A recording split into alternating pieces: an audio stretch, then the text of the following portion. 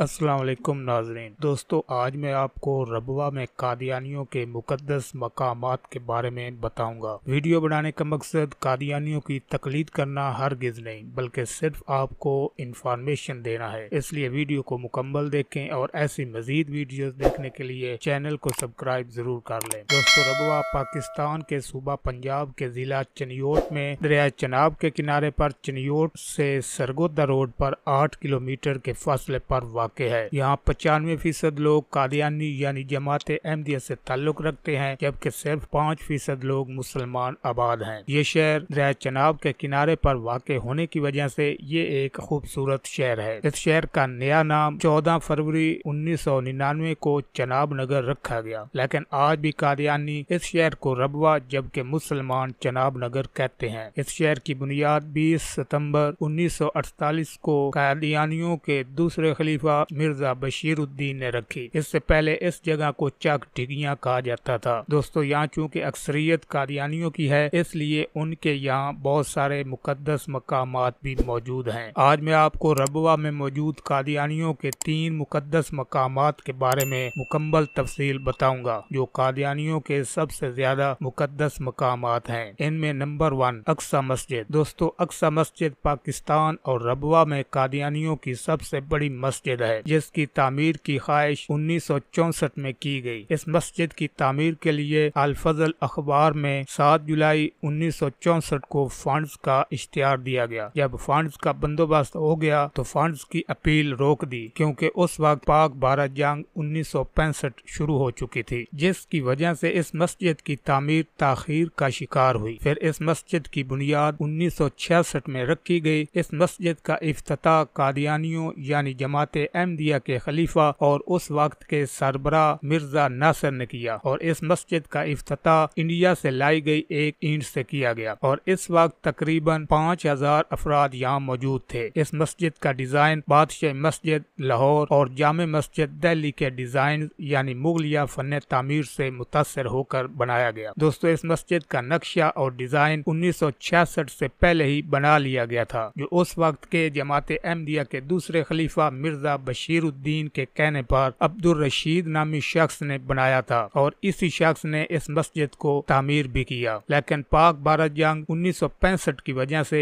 इसकी तामीर ताखीर का शिकार हो गई। इस मस्जिद की तामीर 6 साल बाद 1972 में मुकम्मल हुई, और इस पर 15 लाख खर्च आया। ये खर्चा मोहम्मद सदीक नामी शख्स ने अदा किया। इस मस्जिद का मेन हाल 1640 मुरब्बा मीटर है और सैन 4520 मुरब्बा मीटर है। इस मस्जिद के कुल 6 मीनार हैं, जिनमें 4 मीनारों की हाइट 20 मीटर जबकि 2 मीनारों की हाइट यानी बुलंदी 12 मीटर है। 6500 मुरब्बा मीटर बड़े कंपाउंड को मिलाकर इस मस्जिद में कुल 18500 अफराद इबादत कर सकते हैं। नंबर 2 यादगार मस्जिद। दोस्तों, यादगार मस्जिद रबवा में कादियानियों की पहली मस्जिद है, जो एक छोटी सी मस्जिद है, लेकिन कादियानियों के लिए इस मस्जिद की अहमियत बहुत ज्यादा है। इस मस्जिद को बैत यादगार भी कहा जाता है। ये मस्जिद उस जगह बनाई गई है जहाँ कादियानियों यानी जमात अहमदिया के दूसरे खलीफा और मिर्जा गुलाम अहमद कादियानी के बड़े बेटे मिर्जा बशीरुद्दीन महमूद अहमद ने रबवा की सरजमीन पर पहली नमाज पढ़ाई थी। ये मस्जिद चनियोट से सरगोदा रोड पर जब रबवा शहर में दाखिल हूँ तो बाएं जानिब कादियानियों का फजल उमर हॉस्पिटल है, जिसके अहाते में ये मस्जिद वाक़ है। दोस्तों, जब कादियानियों के दूसरे खलीफा मिर्जा बशीरुद्दीन महमूद अहमद कादियानी ने रबवा की बुनियाद रखने के लिए लाहौर से रबवा आए तो उसने इस जगह पर नमाज जोर और असर की दोनों नमाजें इकट्ठी पढ़ाई, जिस जगह आज ये मस्जिद मौजूद है। इससे पहले इस जगह पर कोई आबादी न थी। शुरू में इस जगह चबूतरा बनाया गया और फिर यहाँ मस्जिद बना दी गई। इस मस्जिद की बुनियाद 21 मार्च 1958 में कादियानियों के दूसरे खलीफा मिर्जा बशीरुद्दीन ने इंडिया के शहर कादियान से लाई गई एक ईंट को लगाकर इस मस्जिद की बुनियाद रखी। शुरू में ये मस्जिद बिल्कुल सादा सी थी, लेकिन वक्त के साथ साथ इस मस्जिद में मजीद बेहतरी लाई गई है। नंबर 3 बहश्ती मकबरा कब्रिस्तान। दोस्तों, आपने अक्सर सुना होगा कि रबवा में कादियानियों की जन्नत है। इस कब्रिस्तान का नाम बहश्ती मकबरा कब्रिस्तान है। ये कब्रिस्तान कादियानियों यानी जमात अहमदिया के लोगों के लिए खास मकाम रखता है। इस कब्रिस्तान में जमात अहमदिया यानी कादियानियों के लोग अहमदिया निजाम वसीयत में शामिल افراد ہی اس قبرستان میں دفن ہو سکتے ہیں، یعنی جو ان کی شرائط ہیں، اگر کوئی قادیانی وہ شرائط پوری کر سکتا ہے تو وہی اس قبرستان میں مرنے کے بعد دفن ہوگا۔ دوستو، جماعت احمدیہ کے بانی مرزا غلام احمد قادیانی کی ایک کتاب ہے جس کا نام ہے الوصیت۔ اس بہشتی مقبرہ کی اعتقادی بنیاد اسی کتاب الوصیت پر رکھی گئی ہے۔ قادیانیوں کے بانی مرزا غلام احمد قادیانی نے ایک خواب دیکھا تھا جو اس نے اپنی اس کتاب الوصیت میں لکھا ہے۔ اس کتاب میں وہ اپنا خواب کچھ اس طرح بیان کرتا ہے کہ ان اور ان کے مخلص ساتھیوں کی قبریں ایک قطع زمین پر اکٹھی ہیں۔ اس خواب کے بعد مرزا غلام احمد قادیانی نے اپنی جماعت کے افراد کے لیے ایک نظام بنایا اور اس کے لیے کچھ شرائط رکھی تھی۔ چنانچہ